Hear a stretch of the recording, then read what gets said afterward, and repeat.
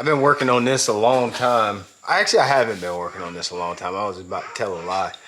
Thinking about this for a long time. I've been wanting to plug for a minute. All right, here's my little bait making station thing here. You know, it's really not much. One thing that I found pretty interesting is when I decided to start making baits is there's really not much tools involved. I bought this bandsaw right here. I got a bandsaw. I got a drill press. You don't even have to have the drill press. I got a heat gun. And I got a razor blade and some super glue. I've been experimenting with shapes. I don't have any names for my baits or anything just yet. Here's one of the shapes that I've been using here. I'll call that BL1. I just named it that so I know what's what. Pretty sure we're gonna use this shape right here too. I'll show you what they look like. So you see on this desk here, I've got several baits. And so what you do is you start off with either a bait that you like the action, baits that you like the shapes of. So you can see I got like a lot of existing plugs here. And I've got something from each one of these plugs is in these stencils that I drew here. So to give you an idea, this one that I know I'm going to produce is a BL1. I got this bait right here in a mystery tackle box, and I thought the shape was so good, but the bait ran like crap. The shape was so attractive, but it was just, the bait was just absolutely trash. I'm not sure if the lip is not right, the weight isn't right, but the bait was trash on the water. So I wanted this shape. So this bait right here, I've actually cut out a few. We're gonna cut out some now because I found some changes I made.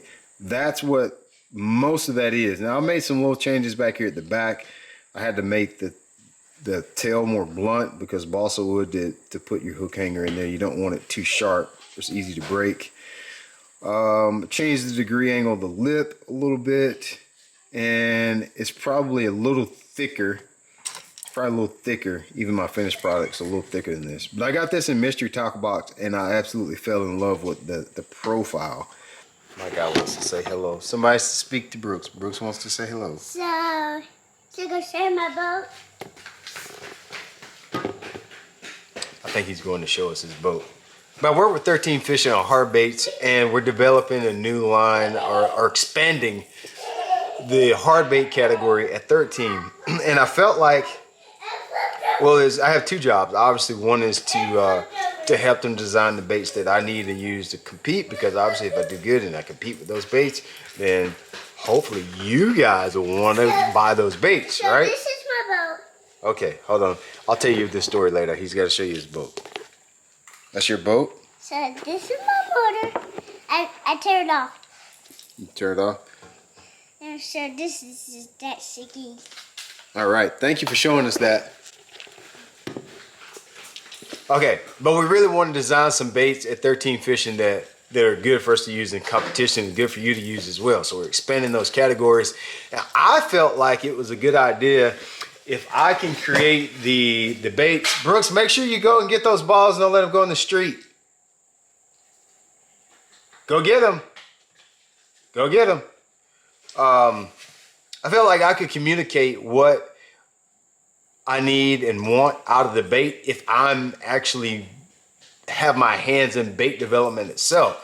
So I had two things of motivation of why I wanted to start making baits. I want the baits for me to use in competition. And the second part of it is working for a company. I feel like if I don't actually have my hands in bait design, then how am I really going to help them? You know, just saying, hey man, I want something to get 4 foot and got a tight wiggle. That doesn't help my guy out that much when he goes to his drawing board and tries to articulate what I'm saying. But if I can give him a bait, or if I can say, man, this bait needs a little bit more weight in the front or needs a little bit more in the back, just knowing the ins and outs of bait development, I feel like it's going to help me be a better pro staffer. You talking again? So my videos, some of my videos over. My videos. So, bye.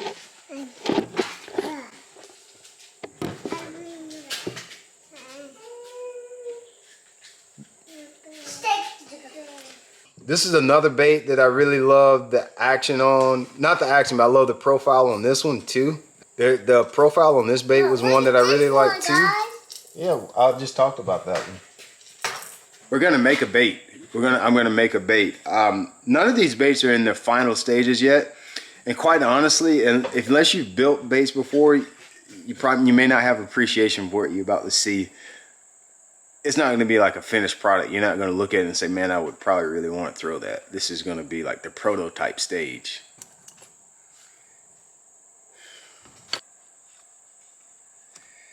It's not. You think it would be like way more complicated than this, and yeah, dude, this is high tech stuff we're doing here. This is how it starts off. There's no CNC machine. You could do it over a CNC machine, but then it's not a handmade crankbait. The whole purpose is to have a handmade crankbait, like to make it yourself. So I'm not going to use CNC machine. Of course I could do that. There's my shape. So I'm going to draw that out. And then on my little template here, you see on my little template, I have another piece, and that is how I'll line this up once I get my bait cut out, and that's how I put in my bait slat for my bill. This is where my right there is where my bill is going to go. So after I get the bait cut out, I'll put this on top and cut that in. I just cut a little piece of cardboard. Right now, this is literally the mold to my crankbait. That's the key. So we'll just take this out over to the bandsaw and cut it out.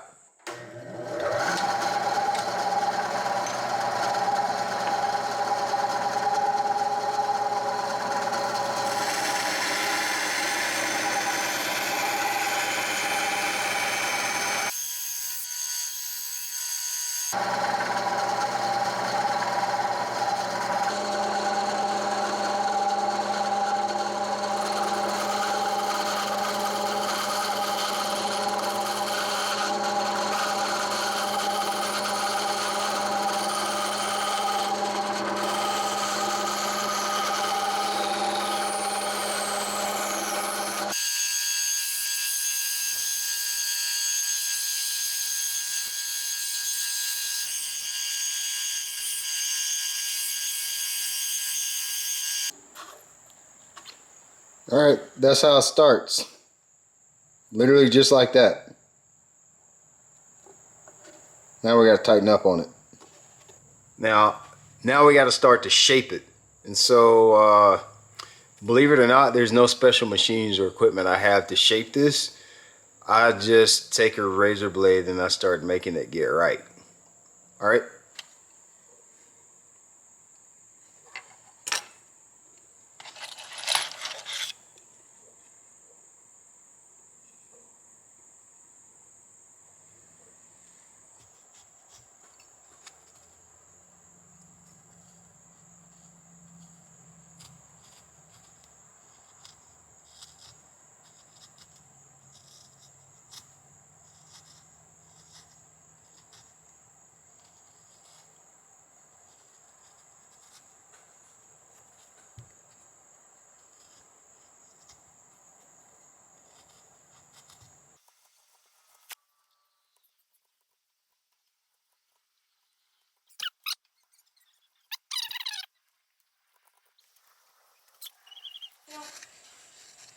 Make sure y'all pick all those balls up. Probably go ahead and do that now, actually.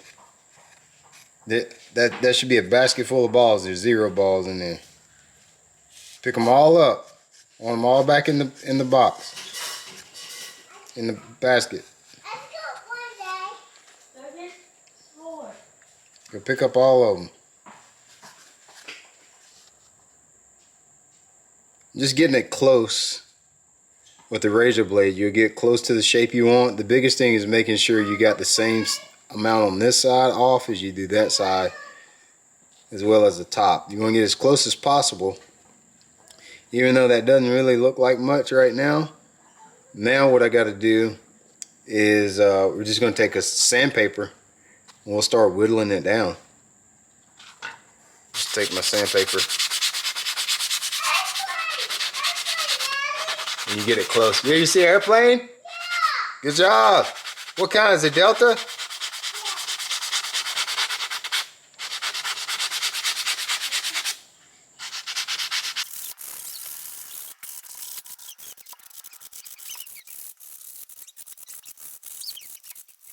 I don't care if you're tired. You hit all those balls. Make sure you put them all back in the basket.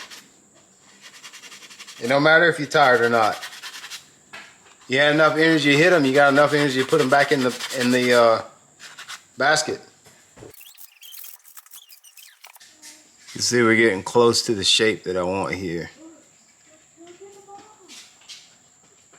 See, I need to knock that down a little bit just to make it smooth. This is 320 grit sandpaper. I'll just knock these edges down real good. See, I got a little rough spot here.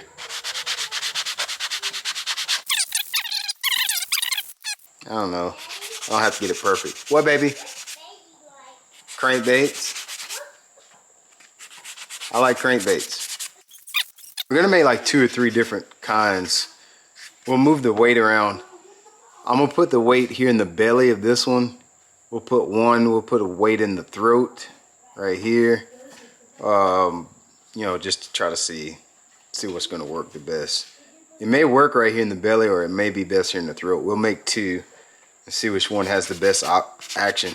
Depending on where you put the belly, it could affect the action, I guess, and it probably could affect the way it throws, just depending on where you put your belly weight. And for now, we're just going to put a hole for our for the hook hangers for right now, because we don't even know where we want. You know, we know about where we want the hook hangers at, but you know, for a prototype stage, I just want to get them in place so I got the right weight. Same thing for a bill and everything. This is just a mock-up. Once I get it exactly what I want, then we'll start worrying about making sure this stuff is solid.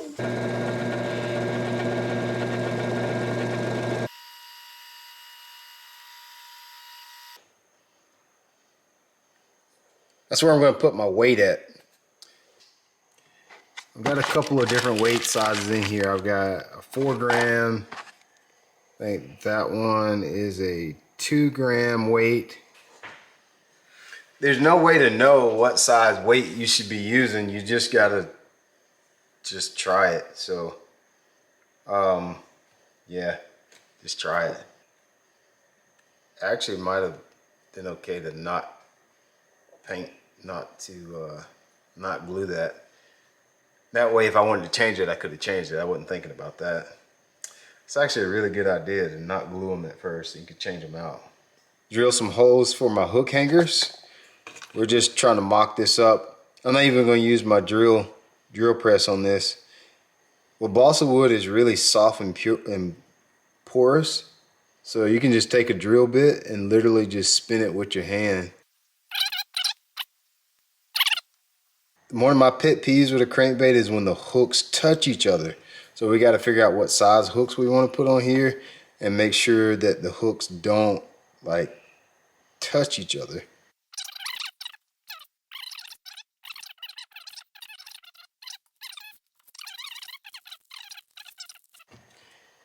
Here's my hook hanger. I'm actually just going to take a pair of snippets, cut it down a little shorter. Then I'm going to take a little bit of Loctite, a little bit of that on my hook hanger, and I'm just going to stick it on a little hook, stick him right up in his goozle goo. Stick him right over in there. Just use the wood to press it.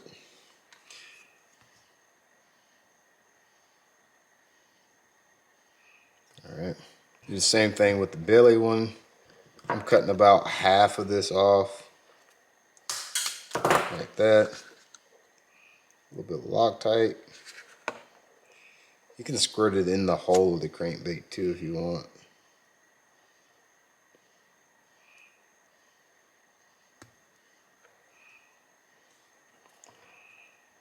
just use the table. Cut that one a little shorter.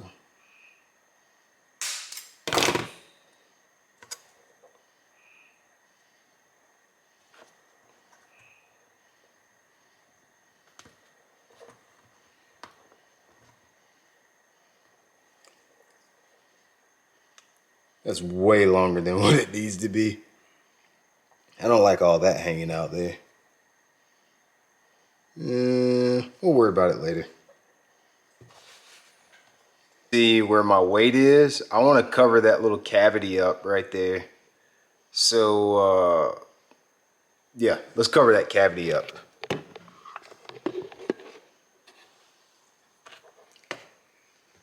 So what I'm using for to cover the cavity, that little weight cavity, what I'm going to use is just some good old JB whale, some quick whale. What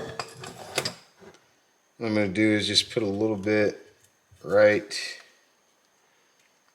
Just going to put a dab. You don't need much probably. Just a dab here. Top back on. It's just like an epoxy. It gets hard really quick too. I use JB whale for everything. You put a little heat on it and it gets hard really fast. You can see I just got a little dab right there, and I'll take a mixing stick. That probably was too much, honestly. I just feel like I want it as close as possible to what the finished product would be like. And if I feel like this could affect the action. That could affect the action, so I want to cover that up a little higher than the actual wood. That way I can sand it back down. So it's going to look like a little bubble. Like that looks like that's obviously not flush, right? We probably can do a little bit better than that. I had an old razor blade that I was using. Where did my little razor blade go? But I want it higher. There we go. I'll just make it easier to sand later on.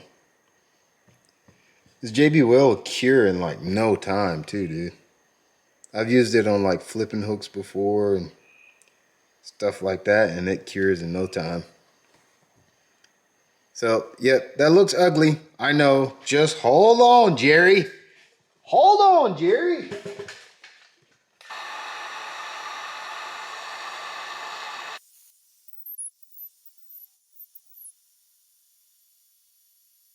I got two different bills that I could use. There's really three in here, but there's only two that I like. I got a traditional square bill right here.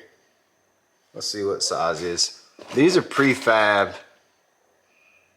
One is a round style 1 1/4 by 7/8. This is the round style 1 1/4 by 7/8 right here. I like that one, but I feel like it might be too long. Do a little mock-up. It's kind of tight. Let me I mean, you want it to be tight, but you don't want it to be, don't forget this wood is semi-fragile because it's balsa wood's not, you know, it's not real strong. So I do want it tight. I want to slip in there. Yeah, that's it right there. Okay. So what I'll do is a lot of times I want to just fit it. Yeah, that's gonna work. That's gonna work. Okay. So what I'm going to do is not glue the lip in just yet until we got it where we want it. And then when I put my line tie in, we're not going to tune with the line tie because it'll just, as we say in the country, it'll waller out a hole right here, and this is a really delicate part. You can see there's not much wood above the lip, so we could easily ruin that and bust it out and waller that hole out. I really don't know if you put the bill in first. Maybe you put the bill in first. Okay. Then you put, I don't think that'll work. No, that ain't gonna work. You gotta do it all at once. I think you gotta do it this way. You gotta put it in here. I really don't know how you do this. Well, first of all, oh yeah, we're gonna have to cut that some.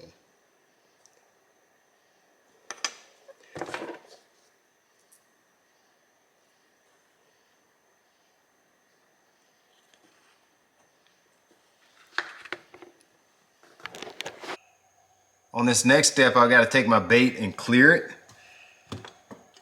Not clear it, but I've gotta seal it. So I just got some normal hardware store, traditional finish and sealer. Just some wood sealer.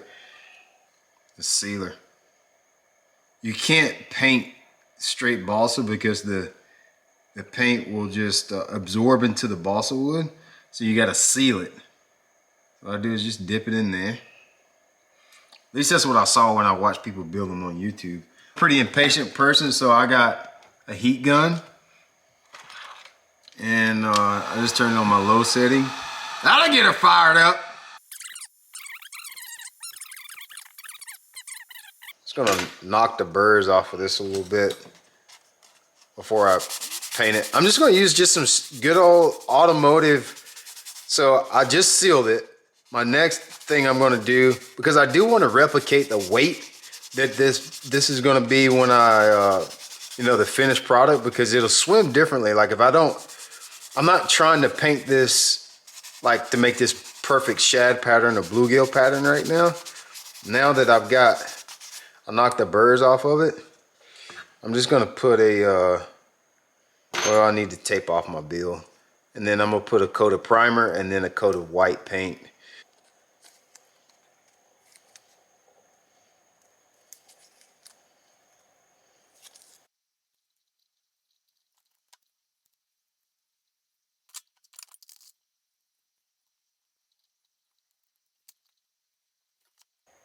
Good old universal bonding primer. Sure.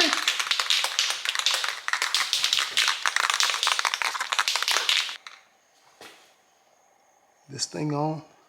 I don't even know if I'm recording right now.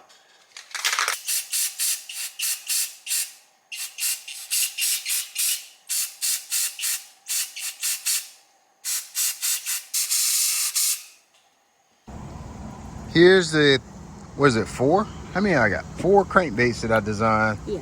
I just brought them down here to the water. This is my little square bill. This is my flat side balsa bait. And then I got 2 other square bills. Now these all have varying different sizes of weights. I've put the weights in different places. Some places, sometimes I put the weight in the front.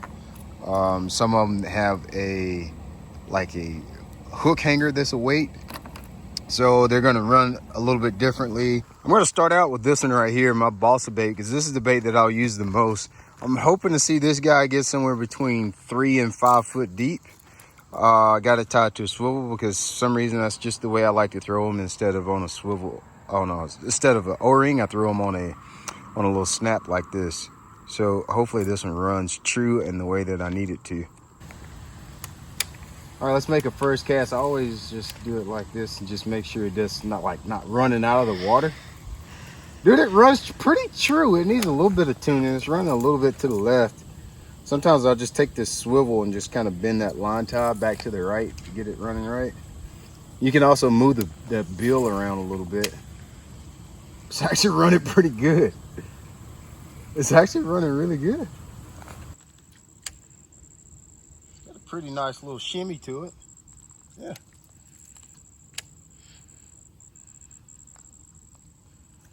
Yeah, that's it. You don't want it too aggressive. You want it like just, yeah, boy, baby. That's it. That was right. I tried one with a 4 gram weight. With the 4 gram, it just, like the bait would sink. I wanted to float back up just like that. See how that floated back up when I reel it down and then it'll come back to the surface? Like I want that to happen because if it gets hung in the rock, I can get the bait back. If the bait sinks or if it flows too slowly, you can't get it back. I think we got a winner right there. I'm gonna try to duplicate this one and see what I can get out of it. Hopefully I can get the depth right. Hopefully I can get it to sink at the right depth to where I can get it, you know, somewhere 4 to 6 foot. get some good paint schemes going. There's really only like 3 or 4 colors that I really like to use in this. But I think this is gonna work pretty good. I think it throws good too. You know, like lipless baits are bad about being terrible to throw. You know, it's a pretty light bait. It's a 3/8 inch piece of balsa that I use. So it's not extremely heavy. And I think I got like 15-pound tests. And this is like mono too. So if I get that action out of 15-pound test mono, I think it's gonna be pretty good to go. But the lip angle seems like it's gonna work really good. I just need to get ready to duplicate it. You can make the right bait all you want, but now I gotta get it to the point where I can duplicate it and make it over and over and over the same exact way. That's gonna be the hard part. Some of my videos over my videos. So